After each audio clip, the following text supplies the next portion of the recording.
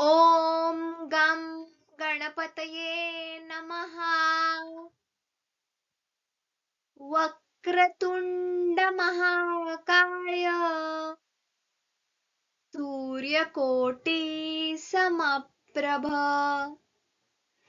निर्विघ्नं कुरु मे देव सर्वकार्येषु सर्वदा.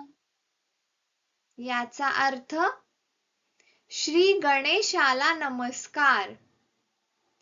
वक्र हत्तीची सोंड, ज्याचे शरीर मोठे विशाल आहे आणि ज्याचे तेज कोट्यावधी सूर्यांसारखे आहे, अशा हे देवा श्री गणेशा, माझ्या सर्व कार्यात तुझा आशीर्वाद देऊन अडथळे दूर कर.